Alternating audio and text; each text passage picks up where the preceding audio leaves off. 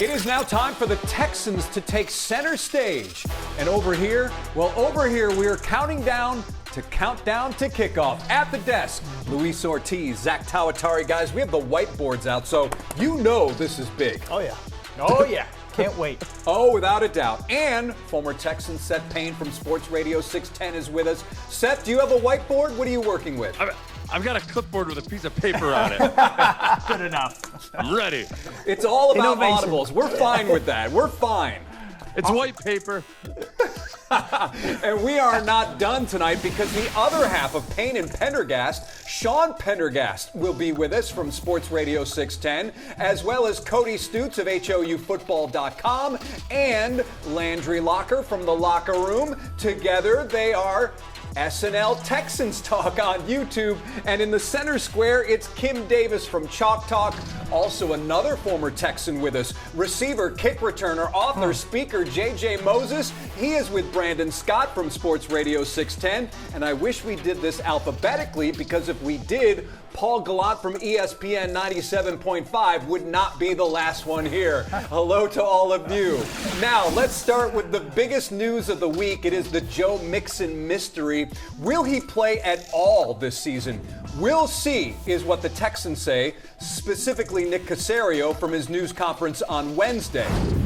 Yeah, we'll see. I mean, we'll take it one day at a time, and there's no crystal ball out there. So, I mean, we build a team and take the information and, plan accordingly. So Joe's not available right now. So whenever it becomes available, we'll talk about it at that time. It's all out of respect to the players and the men who put the work in the locker room to grind and what they put their bodies through to be on the fields. Like, that's always the forefront of my thoughts. We know Mixon will be out at least 4 games. Seth, being a former player, are the Texans handling this the right way? There's no right way to handle it. We know this. Look, if they divulged information and it wasn't completely 100%, right? They say, hey, 5 weeks, and then all of a sudden it's 6 weeks. They're lying to us. And this is what we do. As fans, we just, or media or anybody else, when there's a vacuum there and we want to fill it up with information. But it's a little bit, the teams are put in a position where it's kind of like in a movie when somebody dies and then the spouse, usually it's the woman, the wife. It's not. Don't look at me. It's Hollywood, those sexist pigs. But it's usually the hysterical wife that just is out of control and raging at everybody, and somebody has to just say, "Okay, I get it," and pat their back. I feel like that's what teams have to do. They just have to take it. They have to take the abuse from us because we've lost our spouse and/or our Joe Mixon. And I personally, I like it when teams play it close to the vest. I know people get agitated and feel like there should be more disclosure. I am of the opinion that whenever you don't have to divulge information, you don't, because loose lips sink ships. I don't care. Then people will say, well, yeah, but is that really going to give you that much of an edge in any one particular game? I don't care. I don't want the Ravens knowing. I don't want the 49ers knowing. I don't want anybody knowing what's going on with Joe Mixon. Loose lips sink ships. Was that Bill O'Brien saying? That was Tom Coughlin back in the day when I played for Tom Coughlin. They would set out an investigation if there was a leak. They'd come after your cell phone and everything. All right, as for the rest of our panel, let's do this. How about Landry and Cody? Guys, what's your take on all this? I think that the intent sometimes doesn't match the results. It's keeping it real goes wrong. Little Chappelle Show throwback where your intent, you can say that you're trying to protect players, but when you have information and you know a player might miss more time, see Christian Harris last year, and you're leaving the speculation open that he might return sooner, it's actually counterproductive to the player. And Nick Caserio kind of said, it's in the best interest of the team and the player. Those things don't always go hand in hand. It sounds very Patriots, but it seems like they're kind of protecting the team more so than the player. Well, here's what's a possible outcome now, Landry. Possibility that Joe Mixon doesn't play football this year. Because if you can't simply say he's going to play football this year, which they did with Harris last year, right, there exists an outcome where he doesn't play football this year. And if they have to go a whole season with this running back rotation, this running back room, I don't know if that's going to be anywhere close to as good as they need it to be to go to the next level from where they've been the past couple of seasons. So it exists that Joe Mixon is missing a lot of time, maybe all the time this season. And I guess in a best case scenario, you're seeing him middle of the season or something about that, but that's best case scenario at this point. Yeah, it's best case scenario, and they won't commit to it. So I mean, there's a mystery injury. Obviously, they want to protect the team player, whatever the heck they want to say. And we talked about them perhaps being too Mixon dependent last year. We don't know whether that's going to be the case or not. I do find it kind of interesting though. You have a defensive-minded head coach in DeMeco Ryans. Maybe this leads to DeMeco getting even more out of that defense that we think is going to be elite. And maybe in a strange way, they kind of rally off of it. But it's definitely bizarre. It's definitely weird. I understand and respect all point of views. I just don't necessarily think that the intent is matching the result when it comes to the way they handle these things. Nick Chubb, Dameon Pierce, you're up. And then the only thing I would say is that I think if that's going to be your policy, though, you just got to expect and anticipate that people are going to speculate and people are going to now the false reports, like when it's reported that somebody has an ACL and they don't, I can see why the team would get agitated about that, because that's just flat out wrong. All right, now let's go to the big board for our next question. The Texans' defense last season, among the best in the NFL, allowing just under 22 points a game. For this over-under, I picked 20.5 points per game. Your prediction, Seth, over or under 20.5? I thought that I don't know if you did this on purpose or not, but that was a brilliant prediction, because last year 20.5 points per game would have put them smack dab between the Steelers and the Ravens. The Steelers had the 8th fewest points scored, and then the Ravens were after that. And those are two organizations that I think the Texans would like to emulate in terms of their toughness, their style of play, their historical competitiveness. And I think the Texans, who finished 14th in scoring defense last year, have done a lot of things to improve and change that. For one, they've got more experience in the secondary. Some of the big plays that they allowed, which were kind of uncharacteristic, I think some of that was due to youth, so they'll be better in that regard. And then also, I think the offense is going to be better at just ball control in general and getting better field position, not necessarily putting the Texans defense in tough situations as often. So yeah, I'll take the under on that.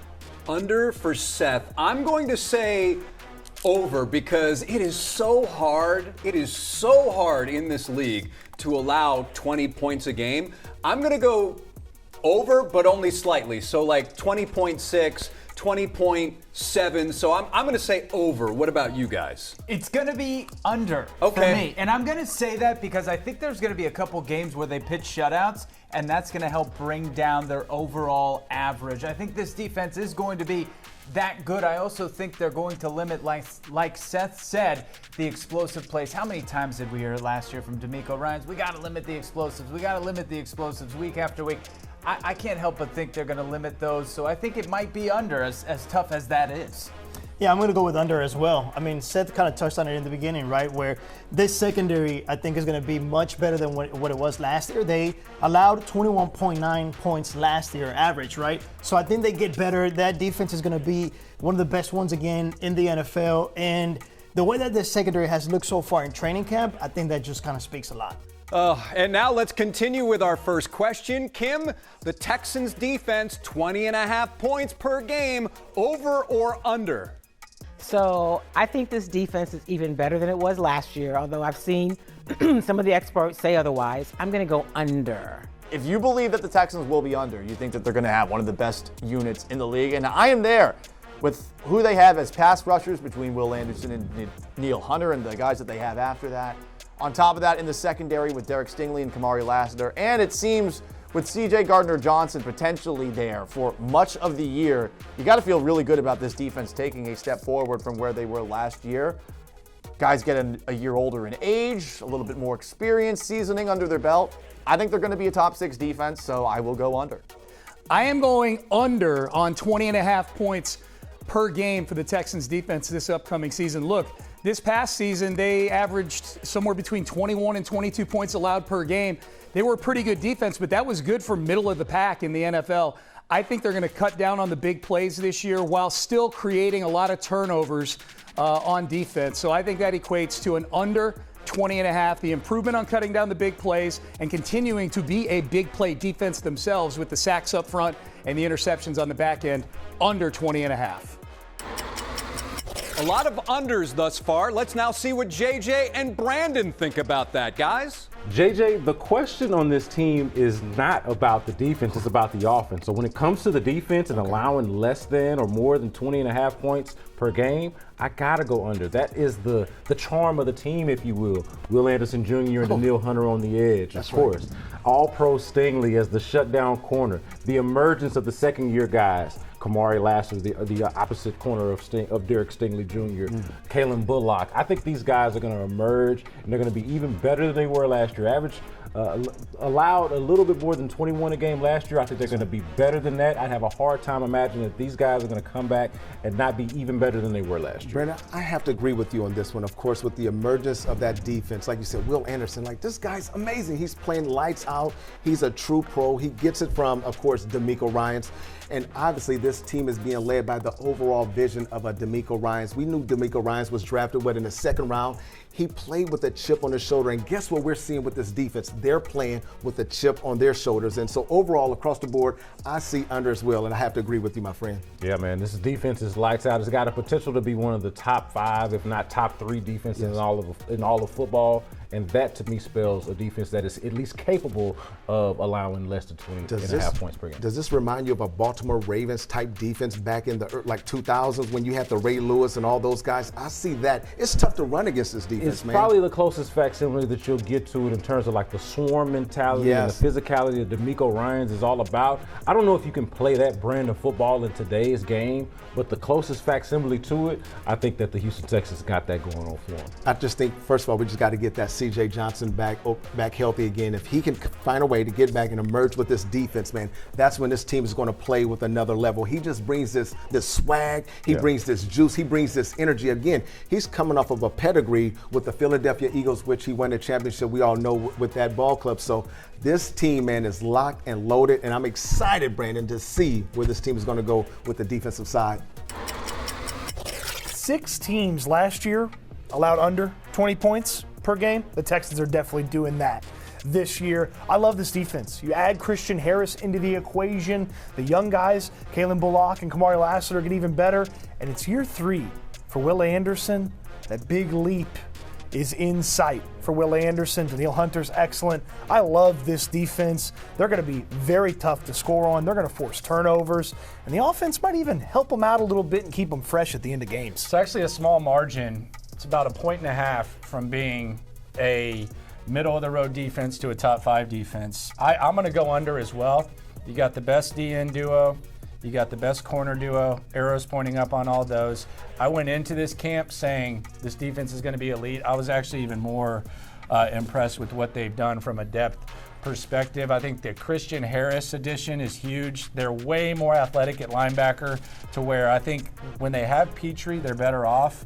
But it almost feels like with the depth at linebacker and the speed, there's so much they can do that I'm with you. I'm going under. I think this is a top 5 defense. The defense is the superpower. The defense is the straw that stirs the drink. So I'm definitely taking the under. I think this defense is going to take them as far as they can go, and then maybe give the offense, a chance to be a situational type of offense. But I'm with you on the defense. I'm taking the under. Top 5 defense.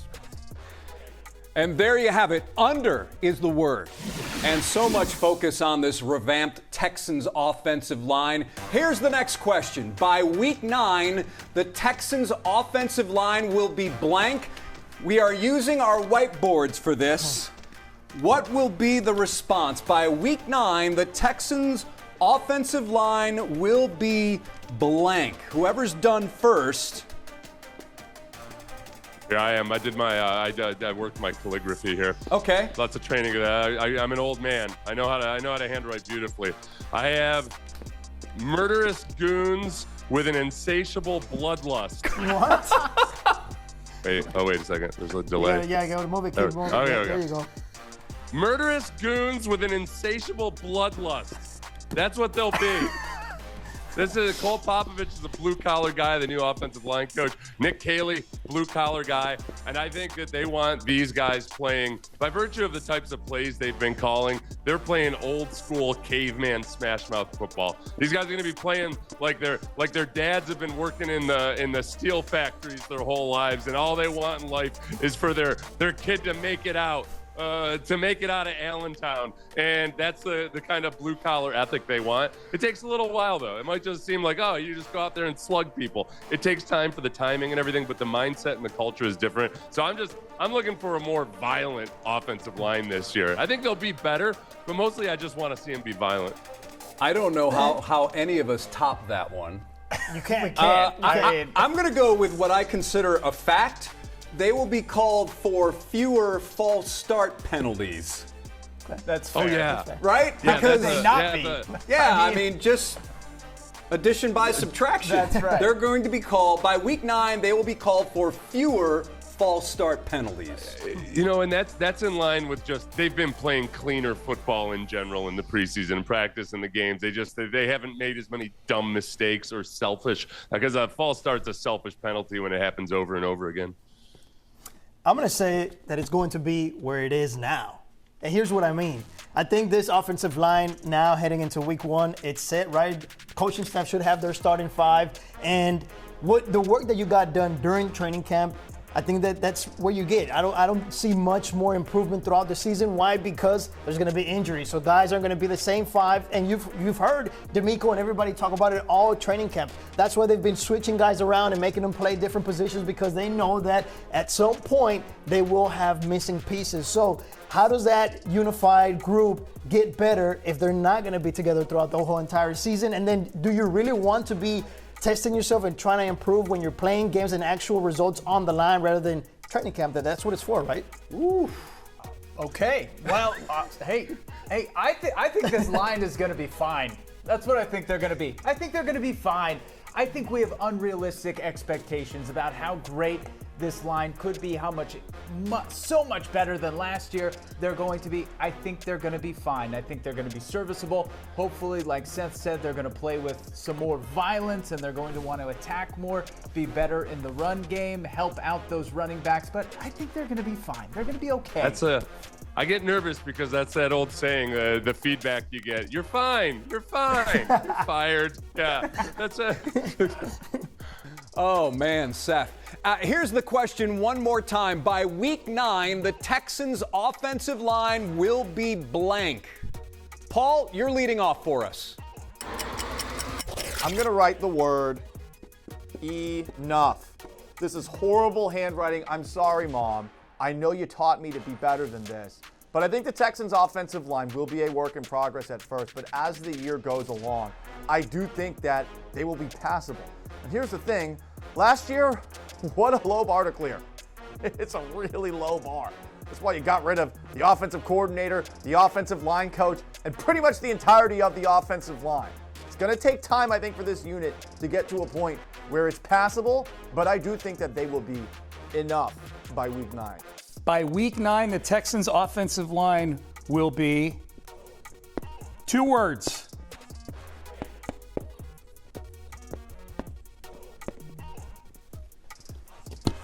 Good enough.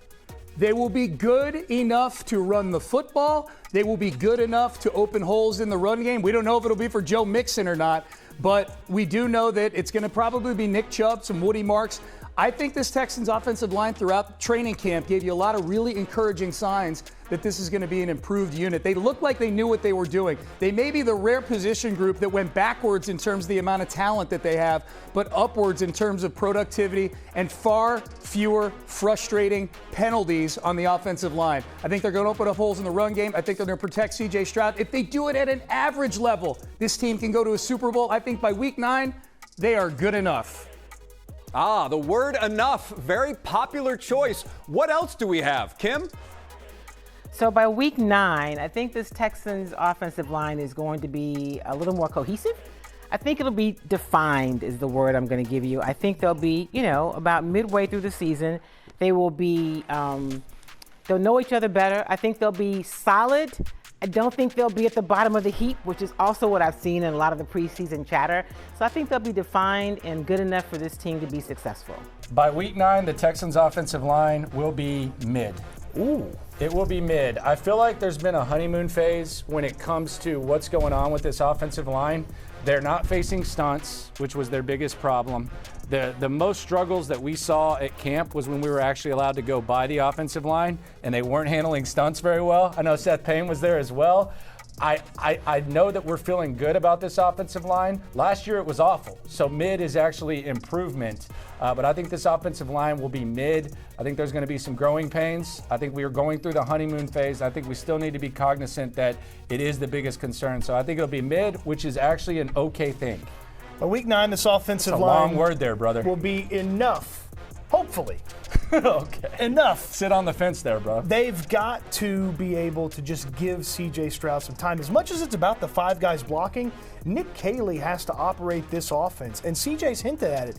He's got to operate this offense in a manner that supports this offensive line, doesn't put them in precarious positions like Bobby Slowick did last year. They've got to be able to get rid of the football quickly. And this offensive line, I kind of like the chances that they might move some earth in the run game.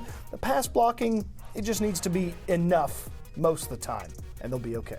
All right, JJ. By week 9, I'm going to say that the Texans' offensive line will be, you ready for this? Let's go. Let's see what you got, big dog. An afterthought. An afterthought. Yes, and this is a good thing. Tell me because more about right now, they're too much of a thought. Okay. Afterthought, okay? Okay. An afterthought, Let's people. talk about I it. think that the Texans' offensive line will be an afterthought. Right now, they are way too front of mind because of all of the issues of last year. And this is the thing that I know football teams don't like to do. You like to let last year be last year and move on to this year. But we're not going to be able to do that until this offensive line actually proves itself, proves its worth out there. But I think by week 9, we will have seen enough from this offensive line to not be talking about them. I know that's what an offensive line really wants to be. When you're talking about the offensive line, usually that means that they're not playing up to par. I think this offensive line is going to play up to par. And so by week 9, they will be an afterthought, and that will be a positive thing for the Texans. Titus Howard, hopefully you're paying attention and you're hearing this from the one and only Mr. Brandon, because I know Titus, he watches you guys every single day and all day. He's a good friend of mine, and he's probably watching. So you said afterthought. I agree with you. You know what my one word is after week 9? What you got? This is big for me, man, because I'm on board with improvement, and we're going to believe, ladies and gentlemen, that the Texans will be improved this year. You might say, JJ, how is the team going to be improved? Well, first of all, let's talk about this offensive coordinator that they got. He's nice. Nick Caley, right? Yeah.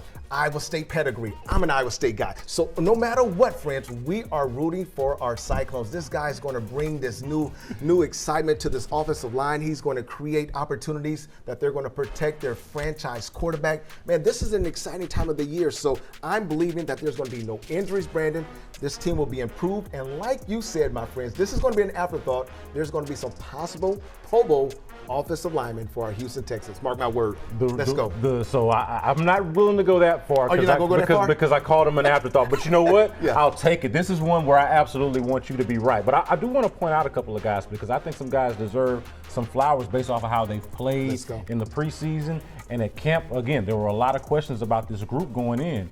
But I saw a guy like Ed Ingram, who was in some ways left for dead by the Minnesota Vikings, and the Texans have brought him on, and he's actually played well. Despite some of the poor film that might be out there, he's getting a fresh start. Jake Andrews, some people say, well, how does this guy just get anointed as the starting center just because he's got a previous relationship with the offensive coordinator and the offensive line coach? I think I've seen some things from Jake Andrews in the preseason and in these practices that make me feel really good about him taking over as the center. And of course, I think a big question is going to be Titus Howard, Mr. Versatility, Mr. Do It All. Where are they going to have Titus Howard? Is he going to be at tackle, kind of his more natural position, or is he going to be at guard, kind of making that adjustment and doing the thing that the team asked him to do, which he's been known to do? And that's why it's so big, because you're looking at last year's season. If you look at the overall stats, this team, C.J. Stroud was sacked 53 times last year. Man, that was the third most, Brandon, in the National Football League. And so when you're looking at that component, this team has no better choice than to improve this year. But it's all going to start with that offensive line. If they can protect, again, C.J. Stroud, man, that's when the magic takes place. Let's see what happens, man. But we got to definitely get away from all of those penalties and sacks from our franchise quarterback. Yeah, a lot could be improved just off of discipline and coaching and the guys playing on a string in a way that you would have liked to have seen them do last year. Hopefully their improvement, like you said, is there for these guys. Let's go. And now C.J. Stroud. What kind of season will he have? A rookie season for the record books, of course, until Jaden Daniels of the Commanders comes along. Which one will have more passing touchdowns? Stroud in year 3 or Daniels in year 2? Seth, you have the floor. This is a tough one because I really like Jaden Daniels a lot. I used to be skeptical of Cliff Kingsbury because Cliff Kingsbury in his offenses would usually start off really hot and then defenses would figure them out and it would be a different story in the second half of the season. I think now that he's got Jaden Daniels and he's got a guy who he was phenomenal versus the blitz. Defenses try to blitz a rookie quarterback and he ate them up. I think what will happen this year, though, is defenses know that they can't just blitz Jaden Daniels. So they're going to do a little bit what they did to C.J. Stroud last year, play more conservatively, take the top off the offense, and keep everything else in front of them. So I've got C.J. Stroud this year in this new offense and with some of his new weapons, having more passing yards, but it's going to be tight. I don't think it's a slam dunk. Passing touchdowns. Stroud, Daniels.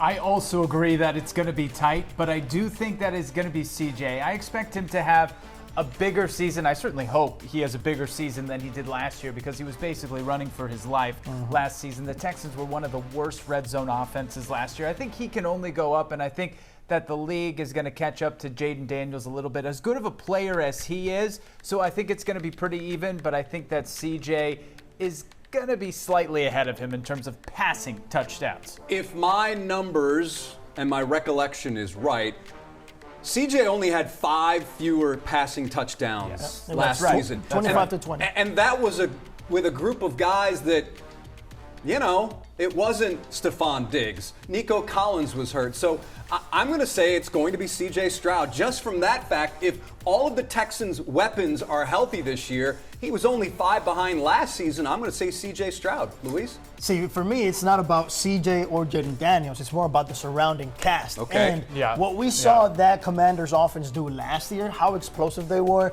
in the playoffs. I mean, these guys scored points. I think because of that, Jaden Daniels will have, again, what Seth said, it'll be really tight, but I think he'll have a few more passing touchdowns than CJ. Again, it's not about their individual talent, more about the surrounding cast.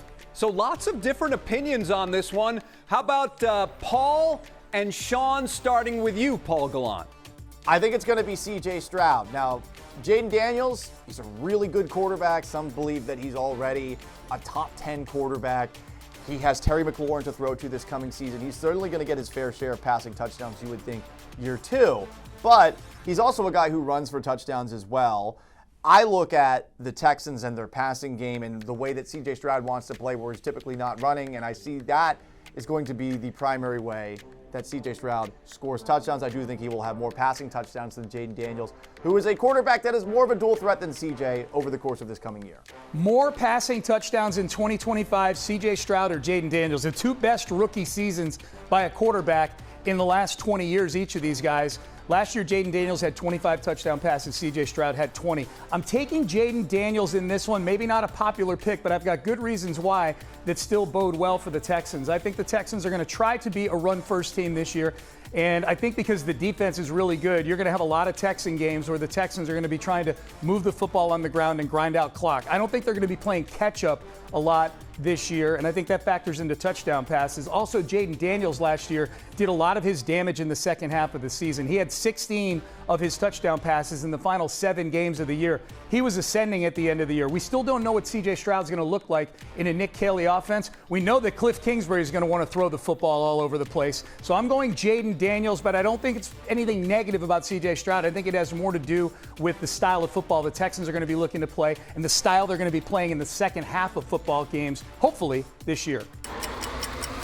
I think it's going to be C.J. Stroud, and not wishing anything bad on Jaden Daniels. I think he's an amazing talent. I think he's going to hit what happened with C.J. in year 2. People will know him, and he will have to make a lot of adjustments. I think C.J. is going to have the benefit of a better offensive line and his wisdom as being a third-year player.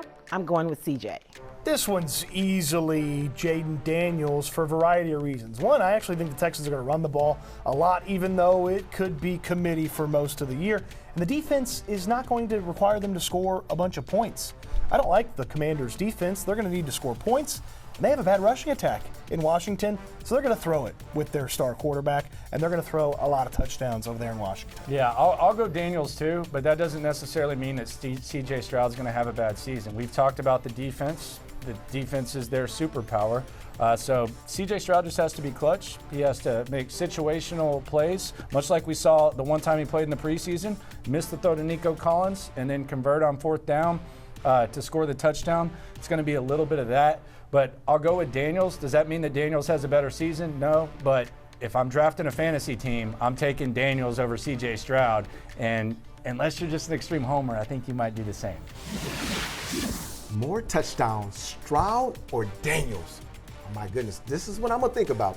If you were asking offensive lineman who would have had more passing yards last year with the Landry Tunsil would have said between Stroud or Daniel. Oh, he's going to go with who? C.J. Stroud. Of course. But if you would have asked Landry Tunsil for this year, who's going to have the most passing yards? Who was Stroud? Who do you think Tunsil would say? Yeah, well, he's changed teams now. He's changed teams. Yeah. He's going to go with Daniels. So for me, if you ask me this question, oh my goodness, I'm going to go with our Houston Texans Stroud, man. First of all, the guy is in his 3rd season. Now, we all know sometimes that sophomore slump can possibly happen. We saw it happen kind of with CJ last year. And so I think overall what the defense will begin to do with Daniels is they're going to begin to scout him. They're going to watch his strengths and weaknesses. He blew the league away last year. I think he only had, 9 interceptions? The guy was phenomenal. And I think the difference between him and CJ is, of course, he's elusive. He can make those patterns. He can make those plays. But he's now learning the system more with the NFL. But I'm going to give the notch to CJ Stroud. I think the biggest difference that CJ has to come in the game with, Brandon, is that he's got to reduce those interceptions. Well, so I think we're singing a similar tune here, and honestly, if C.J. Stroud doesn't win this competition, I got to go with C.J. Stroud here because we know who's going to have more rushing touchdowns between the two of them, right? It's going to be Chase Daniels. So I'm going to go with the strength that is C.J. Stroud. He calls himself the ball placement specialist, and I think that's true to the scouting report, the accuracy, and of course he has the weapons as well. You mentioned your Iowa State guys. They brought in 2 of those guys that I think are going to help him in getting those passing touchdowns. And of course, Nico Collins, if he can stay healthy, I think that's the ultimate trump card, if you will, for the Texans offense and specifically for C.J. Stroud. So I think between the weaponry, the offensive coordinator, and the new offense, now I am expecting a lot of dink and dunk. I don't know if we're going to see a lot of the down the field touchdowns like we were seeing in earliest in C.J. Stroud's career in his rookie year, but I think we're going to see more passing touchdowns for C.J. Stroud. And this is the biggest thing that I have with C.J. Stroud. And of course, we all know this is not going to happen to him. But when David Carr was underneath the center, of course, and he took all those sacks, what happened with David Carr? We all knew this, but David began to kind of throw the ball. He was just kind of having happy feet. He was patting the ball, making those hasty decisions. And I think with C.J. Stroud, as you're continuing to watch his development overall as a professional athlete, he's got to be confident. He's got to be poised in that pocket, and he's got to deliver. And as long as he's pocket and he's poised and he's confident, that's what's going to make him make big-time plays this season, Brandon. I'm going to be honest, I am rooting for Jaden Daniels, but it is his sophomore year now, right? Like, I'm not rooting for the sophomore slump or even predicting the sophomore slump. I'm just pointing out that it is that sophomore year when you get the film on the guy, and now C.J. Stroud has had the chance to make the adjustment to the adjustment. Jaden Daniels is going to be a year behind in trying to do that. I think C.J. Stroud's got a good chance. That's right. Up next, the Texans seem to be the odds-on favorites to win the AFC South. Which team is the Texans' toughest competition? I'm actually going to start this. I'm going to say Jacksonville, because when you are looking at the league as a whole, it's a quarterback-driven league. And which team in the AFC South has the best quarterback other than C.J. Stroud? I'm going to say it's Trevor Lawrence. So for that reason alone, I'm going to say Jacksonville, Seth. Yeah, but I wish he hadn't gone to the quarterback route because I'm going to say the Colts. And look, even with Daniel Jones, I'm not here making a case for Daniel Jones, but I do think that Daniel Jones, with the offensive weaponry he has around him, and with an offensive line that's still one of the better offensive lines in the league, and Shane Steichen and a coach who's gotten the most out of guys like Gardner Minshew, and if if Anthony Richardson could stay healthy or stay in the game and not pull himself out of games, I think he's actually could have done some impressive things with Anthony Richardson. So it's a sum total of the offense there. And then that Colts defense last year, they really underperformed. And then they added to their secondary in the offseason, brought in a new defensive coordinator. Just the plethora of weapons that they have on offense, and Shane Steichen being the offensive coordinator / head coach is what puts them over the top.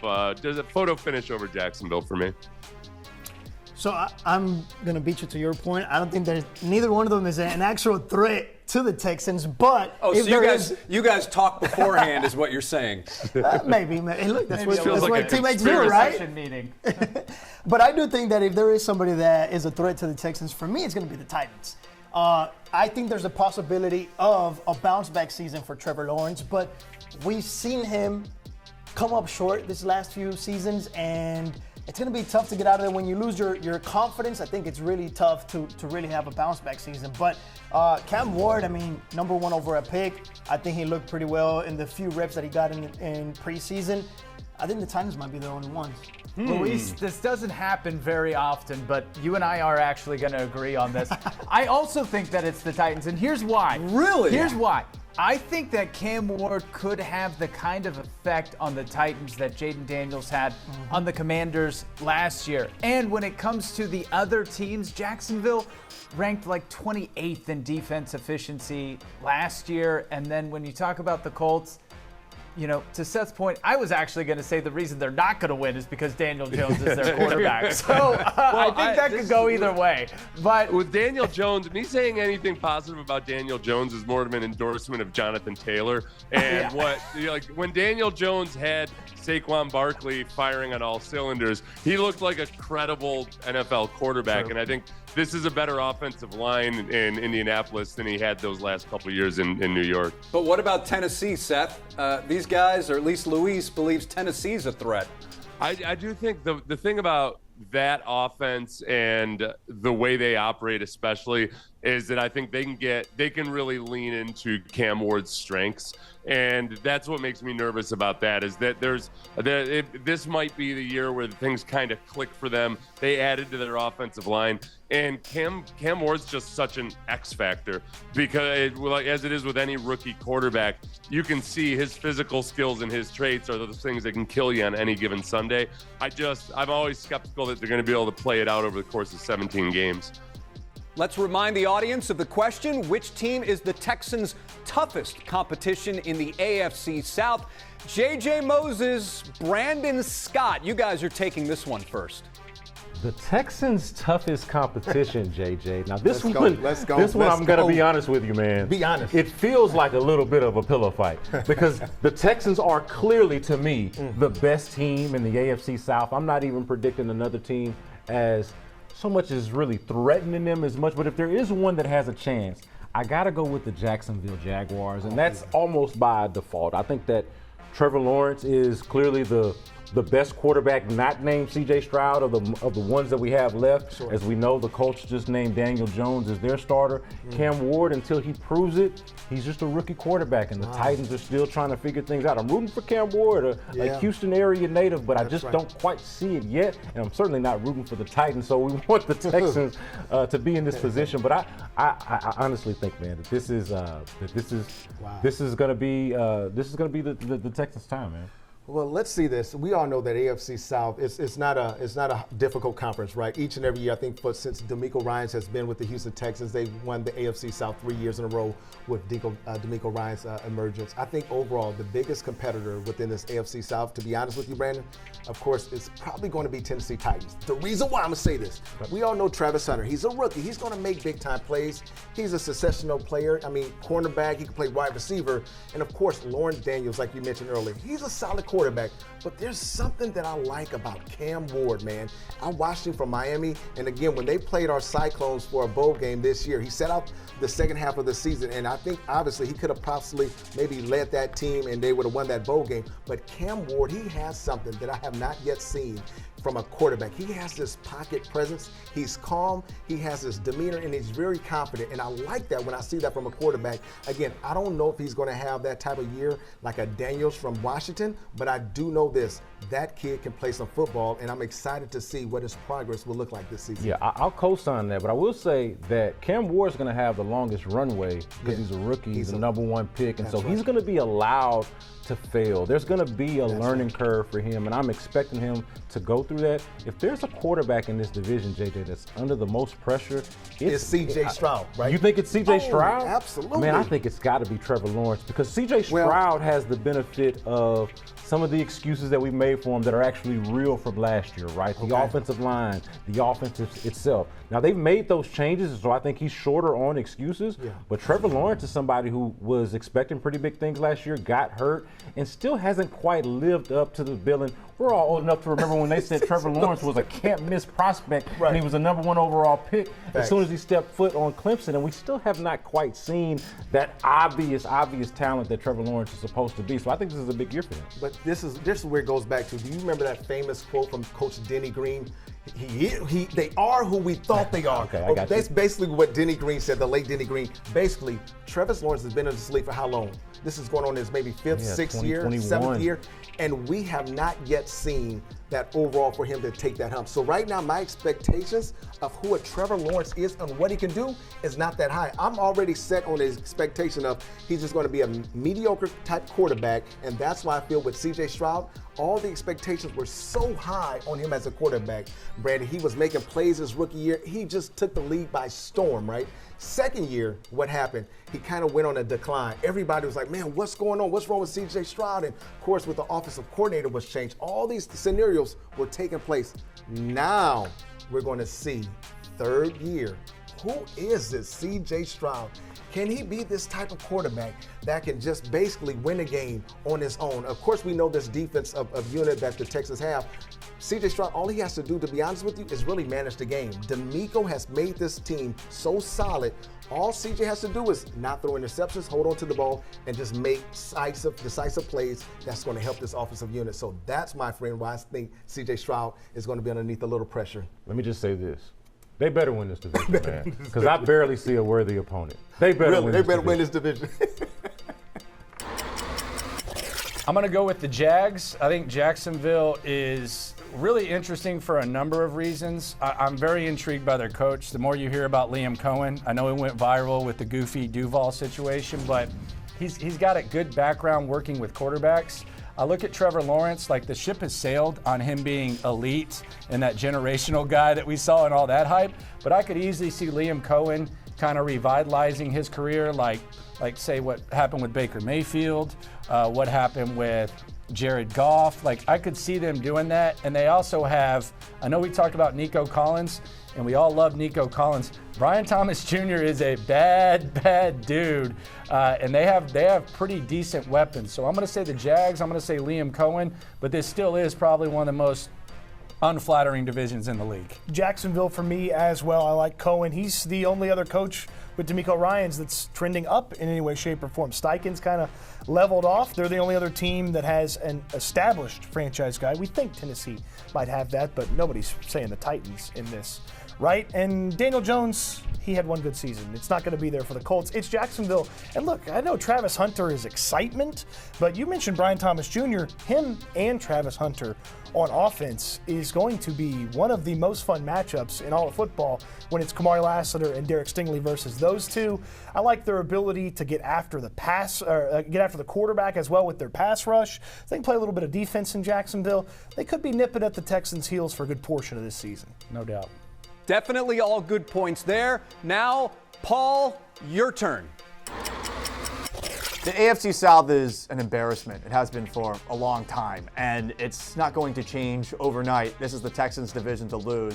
They should be able to finally win it for a third time in a row for the first time in their franchise's history. Who's the biggest threat? Can't be the Titans with a rookie quarterback in Cam Ward. No matter how you feel about Cam Ward, that organization tends to get in the way of progress and development. Then on top of that, are you really going to pick a team quarterback by Daniel Jones as a threat to the Houston Texans this coming season? It has to be the Jaguars and Trevor Lawrence. And while I'm not the biggest Trevor Lawrence fan, and I definitely have some questions about Liam Cohen, their new head coach, I think it's just the Jaguars by default. They're definitely the second best team in this division, and it's because of the quarterback situation. The biggest fear I had going into this past offseason was that the Jacksonville Jaguars would find somebody who was going to unlock the version of Trevor Lawrence that we saw towards the end of the 2022 season when they made their run to the playoffs.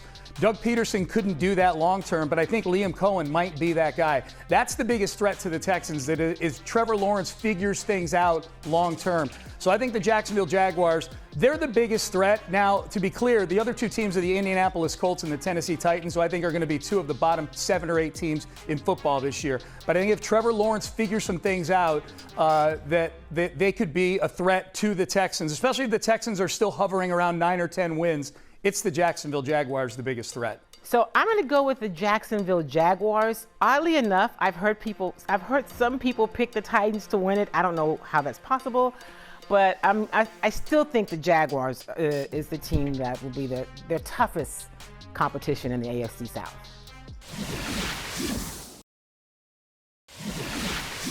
And finally, here on Countdown to Kickoff, how many wins for these 2025 Houston Texans? The whiteboards are back. They are cleaned up.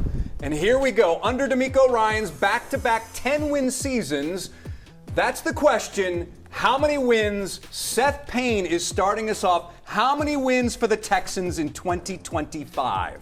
I've got the Texans having 11 wins, going 11-6 this season. And look, the schedule's harder than it was last year. I think Vegas has them at 9.5 wins, and I think that the offensive improvements from what I've seen are going to be above and beyond what I think people on the outside trying to look at it objectively would think. So I think it's going to be an improved team offensively than what people are thinking or how they're judging it based on last year. If you look at their really tough games, look, the Ravens and the Chiefs on the road, that's going to be really tough.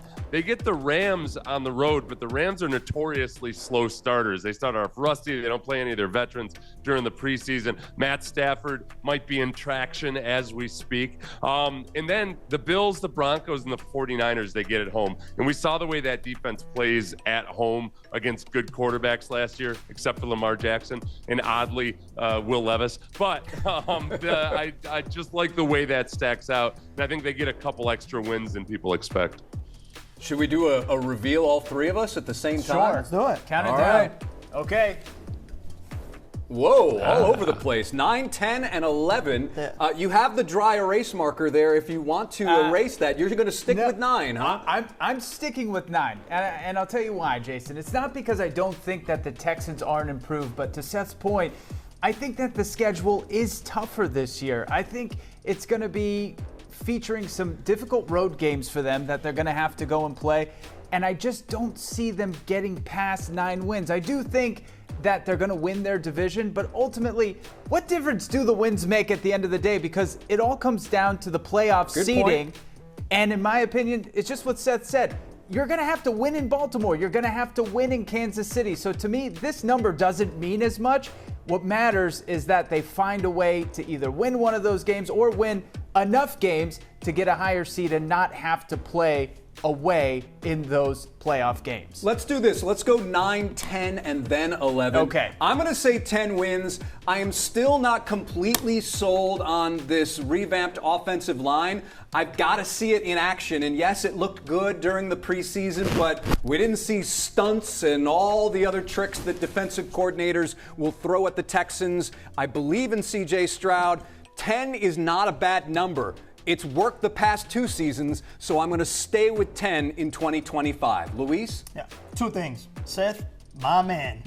Yes. And 2, listen, this is not a prediction, it's an expectation. They got 10 wins last season, like you said, the last 2 years. So the expectation is to get better. They have to get at least 11 wins. Seth seems to agree. Here's the thing. He mentioned 49ers, Broncos, and Bills. I think out of that 49ers and Broncos game, maybe it's a flip of a coin between the two. You win one, lose one. I don't think it's a tougher schedule. You got the Raiders, the Cardinals. Obviously, you're going to play. We already talked about the division. Nobody really being a threat out of the Jaguars, the Colts, and the Titans. So the tough games, obviously, yes. You talk about the Ravens and the Chiefs. I think they can pull out 11 wins. And when we first found out of the schedule, when we did the prediction at the very, very beginning of the offseason, I believe I had said 13 at the point. I'll regress a bit and go with 11. I might have had 11 as well when we first did that. So we have our numbers. Will there be any major differences now from the rest of the room? Sean Pendergast, you are giving your number first.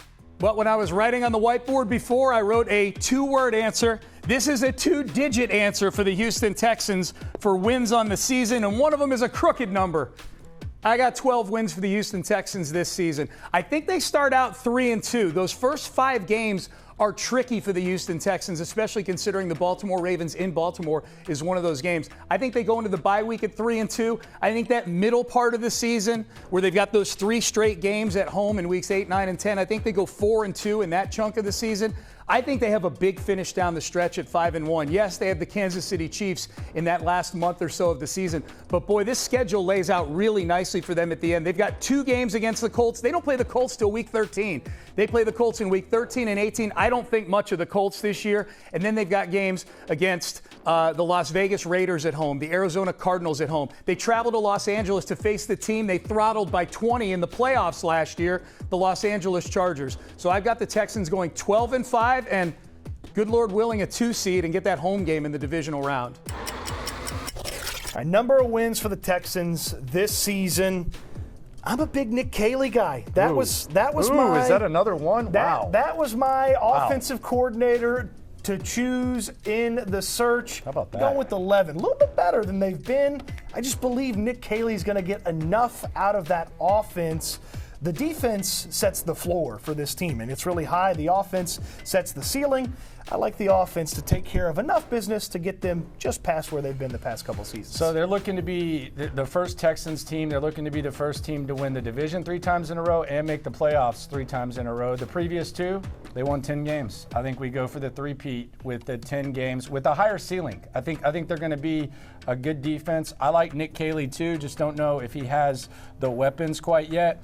But I'm going to go with 10, and that will win you a division. That will get you in the dance, and then you'll have a chance to do something that they really haven't done that matters more ever, which is make the AFC Championship game. 10 will get you in. 11, it might get you the 2 seed. You might be hosting that second round game. So it seems like it's not much of a difference, but if they go 11 instead of 10, then that's a big thing because they've talked about wanting to play in that second round of the playoffs at NRG instead of having to go on the road. This is going to be lame and perhaps disappointing to some, but I am going to give the Houston Texans the exact same amount of wins that they have had each of the last 2 regular seasons, 10. Now, how far do they go in the playoffs? Guess what? I'm going to do the exact same thing that I've done the last couple of years. They will get to the second round, and then they'll probably lose in a game that's televised early on a Saturday. I hope that they get further, but there are a lot of things that have to be figured out by the end of the year. The offensive line, which I think will be better than it was last year. How good can it be come playoff time? How much can this offense score to make up for what it hasn't really done in the last calendar year? They've been a disappointment. This team is going to be led by its defense, and there's lots of questions about CJ Stroud, the new offensive coordinator, Nick Caley, the offensive line, the new wide receivers. So how can I give them more than 10 wins when that's what they've had each of the last 2 seasons? I think this will be a very watchable team, a fun team, but they are still, I think, a bit away from being in that same conversation as the teams at the top of the AFC, the Chiefs, Ravens, and the Bills. Hopefully, they prove me wrong. So now we have a 12, 11, 10. Kim Davis. Kim, which number comes to your mind? So, this one was a little hard for me. I went through the schedule back and forth, and I just wasn't really sure. I do pick them to win the division. I know that's not the question, but here's the number I'm going with. 11. I'm going with 11, and I almost went with 12, but 11 is my number. All right. Let's go get it, big dog. Let's go. This feels a little bit like deja vu, man. It feels like we've been here before. All right. Feels like a team that's won 10 games in back-to-back seasons. And dare I say, JJ, let's talk. when we predict the win total for your Houston Texans, I think it's 10 again. I think it's 10 wins again for the Houston Texans, but I'm hoping that it's a little bit different from the previous 10-win seasons. We've already seen them win 10 games over the last couple of years. We've already seen them go out there and win a home playoff game. The thing that we haven't seen them do is go on the road, win a divisional round, and go to a conference championship game. That is the ultimate question for this franchise and for this team. I know that is heavy on DeMeco Ryans' mind and on his heart and the thing that he really wants to bring to this city and to this franchise. And so I believe that they're a 10-win team. I think that is, for me, almost a given. Can they win more than that? Can they go beyond what they've already done over the last 2 seasons is the question. Well, DeMeco Ryans was brought in by the Houston Texans, and I remember this last year. He mentioned this, Brandon. He said he wants to take this team to a place where it's never been. And obviously, we think of the Super Bowl. All the fans want to go to the Super Bowl, the big dance. But you know what? Before the Super Bowl, they got to go to the AFC Championship game. You got to crawl before you can walk. They got to crawl before you walk. And so right now, we have not yet seen that. And this is going on the 24th season of the Houston franchise Texans. So I'm taking right now, if I was to give a win, the winning season, I'm going to go with 10 wins as well. And the reason why I say this, of course, is there's a lot of matters that's going to take part in this season. The Texans have, after their bye week, Brandon, they got 12 straight games in a row. And that's difficult in the NFL when there's no breaks, there's no bye weeks. And so I just pray that this team stays healthy. But overall, I see this team winning 10 games. And we were right last year, by the way. We said 10 games, and they won 10 games. I'm believing that as well. We'll see what happens. Yeah, man. Seth, it seemed like you had one more thing to add. Oh, I'm just impressed that we have to go with Luis because, look, the Caesar cut is coming back, but Luis is the only one with the guts to do it. I don't have the hairline to do it. You can't disagree with that, man. Can't do it. Where does he come up with these lines, man? He's just on the fly, man. You got to give it to him. He's got wit. And there you have it. Seth Payne from Sports Radio 610, the former Texan. A lot of stuff tonight. Thank you, and hopefully you're not sore in the morning. No, I'm ready to go. We got 17 weeks of this plus a bye week, and I'm going to have a Caesar cut by mid-season. I swear it. Also, thanks to our other most valuable players, we have Luis and Zack, as well as Sean Pendergast, Landry Locker, Cody, Stoots, Kim Davis, also J.J. Moses, the former Texan, Sports Radio 610's Brandon Scott, and from ESPN 97.5, Paul Gallant. This has been Countdown to Kickoff. Thanks for watching.